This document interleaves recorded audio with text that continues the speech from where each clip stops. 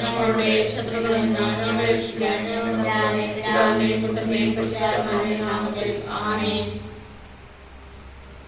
ആത്മാവാം ദൈവമേ വരണേ, എന്റെ ഉള്ളിൽ വസിക്കാൻ വരണേ. ആത്മാവാം ദൈവമേ വരണേ, എന്റെ ഉള്ളിൽ വസിക്കാൻ വരണേ.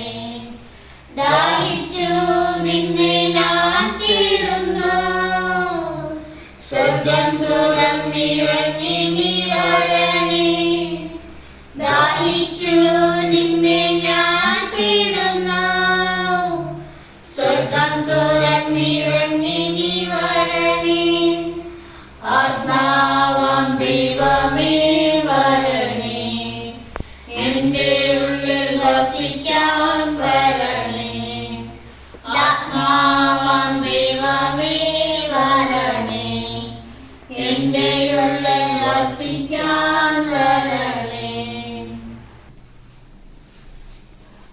ലോകത്തിന്റെ പ്രകാശമായ ഈശോ എല്ലാ കുടുംബങ്ങളുടെയും പ്രകാശമായിരിക്കട്ടെ.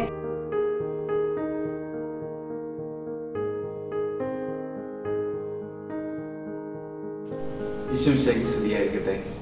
ഇന്നത്തെ സുവിശേഷ ഭാഗത്തില് ലൂക്കായുടെ സുവിശേഷം 15-ാം അധ്യായത്തില് 3 നഷ്ടപ്പെടലുകളുടെയും തിരിച്ചുകിട്ടലുകളുടെയും കഥയാണ്.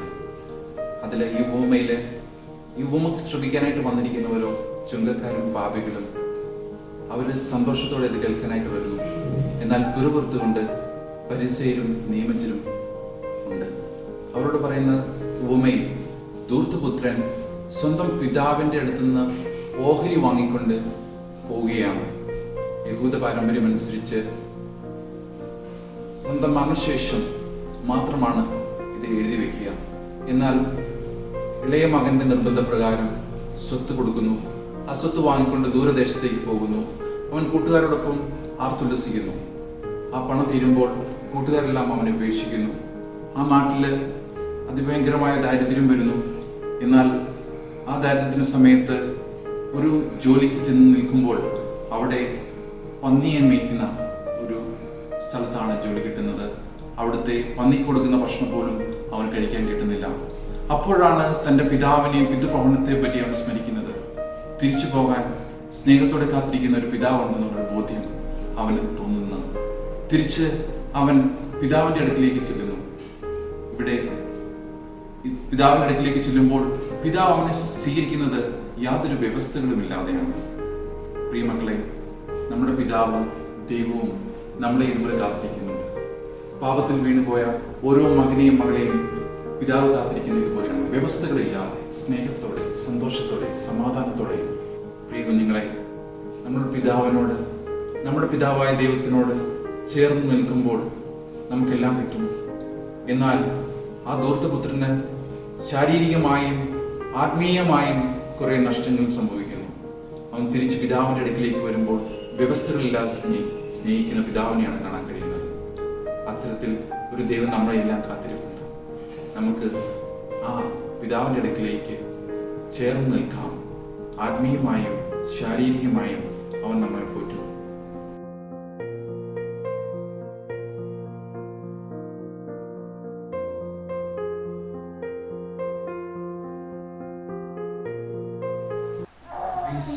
സദായക വിജ്ഞാന സായമേ വിശ്വാസം തിരുനാളമുള്ളിലേകണേ. വചനം പഠിക്കുവാൻ, വചനം ജീവിച്ചിടാൻ, വചനം പകർന്നു രക്ഷ സ്വന്തമാക്കിടാൻ വിലയേറെ നൽകിടും വരദായൊരുക്കണേ. വിശുദ്ധിയെ ലക്ഷ്യമായി മുന്നേറാം. വിശ്വാസദായക വിജ്ഞാന സായമേ വിശ്വാസം തിരുനാളമുള്ളിലേകണേ. ഈശോ നിർവാണത്തിൽ വളർന്ന പോലെ ഈ ലോക എന്നെ നയിച്ചിടണമേ. ന്യായത്തിൽ പ്രായത്തിൽ പ്രീതി നേടാൻ നിന്റെ അരൂപിയെ നൽകിടണേ. എന്നുള്ളിൽ പതിയുന്ന ദൈവങ്ങളാക്കി മാറ്റാം. എന്നാദാപിതാക്കളെ ഗുരുഭൂതരെ എന്നെന്നും ബഹുമാനത്തോടെ കാണാം. എന്നാലും എല്ലാവർക്കും നന്മ ചെയ്യാം. എന്നെ നിൻ സ്വന്തമായി തീർത്തിടേണേ. എന്നാലും എല്ലാവർക്കും നന്മ ചെയ്യാം. എന്നെ നിൻ സ്വന്തമായി തീർത്തിടേണേ. വിശ്വാസദായക വിജ്ഞാനസാരമേ വിശ്വാസത്തിനാളമുള്ളിലേകണേ. പ്രതിജ്ഞ. ദൈവം എന്റെ പിതാവാണ്. യേശു എന്റെ രക്ഷകനും നാഥനുമാണ്. പരിശുദ്ധാത്മാവ് നിത്യവും എന്നെ നയിക്കുന്നു. ദൈവരാജ്യമാണ് എന്റെ ലക്ഷ്യം. തിരുസഭ എന്റെ മാതാവാണ്. കത്തോലിക്ക സഭയിൽ അംഗമായതിൽ ഞാൻ അഭിമാനിക്കുന്നു.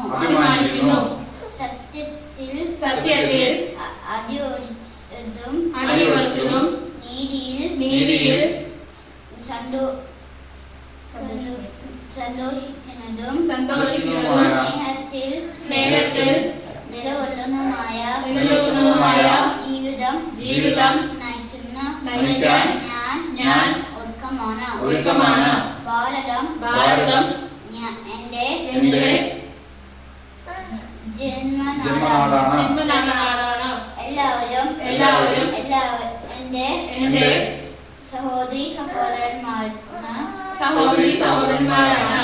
എല്ലാവരെയും വിശിഷ്യ എന്റെ മാതാപിതാക്കന്മാരെയും ഗുരുഭൂതരെയും ഞാൻ ആദരിക്കുന്നു.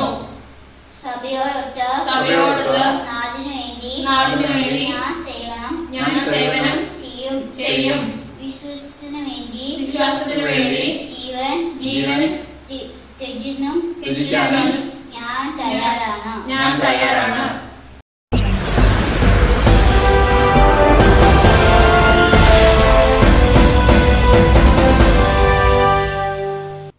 തെരേസ്യൻ ന്യൂസ് ടൈമിലേക്ക് സ്വാഗതം.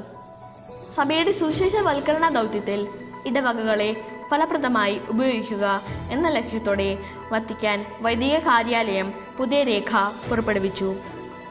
അൽമായർ ഉൾപ്പെടെ എല്ലാവരെയും സഭാദൗത്യത്തിൽ കൂടുതൽ പങ്കാളികളാക്കുക, ഇടവകകൾക്ക് പ്രാധാന്യം നൽകുന്ന അജപാലന രീതി വളർത്തിയെടുക്കുക എന്നതാണ് രേഖ വിഭാവനം ചെയ്യുന്നത്. വിശുദ്ധ അനസ്താസ്യായുടെ നാമത്തിലുള്ള പുരാതനമായ മൈനർ ബസിലിക്ക റോമിലെ സീറോ മലബാർ വിശ്വാസികൾക്കുള്ള പ്രാർത്ഥനാലയമായി വത്തിക്കാൻ നൽകി. കാലത്തിൻ്റെ വെല്ലുവിളികളോട് പ്രതികരിക്കുമ്പോഴാണ് പ്രവാചക ദൗത്യം നമ്മിൽ ജനിക്കുന്നത്. മറിച്ച് എല്ലാം രഹസ്യമായി നിയന്ത്രണത്തിൽ സൂക്ഷിക്കുവാൻ ശ്രമിക്കുമ്പോഴല്ല. ഫ്രാൻസിസ് പാപ്പ ബുധനാഴ്ച വത്തിക്കാനിൽ പൊതു കൂടിക്കാഴ്ച വേദിയിലാണ് ഇപ്രകാരം പ്രസ്താവിച്ചത്.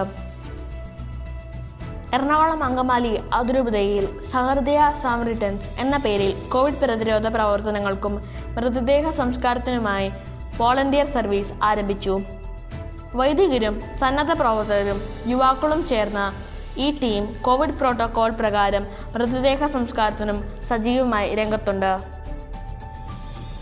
പരിശുദ്ധ കന്യാമറിയത്തിൻ്റെ മാതാപിതാക്കളായ വിശുദ്ധ ജോവാക്കിം, വിശുദ്ധ അന്ന എന്നിവരുടെ തിരുനാൾ ദിനമായ ഇന്ന് ജൂലൈ 26 ഗ്രാൻഡ് പാരൻസ് ഡേ ആയി ആഘോഷിക്കുന്നു.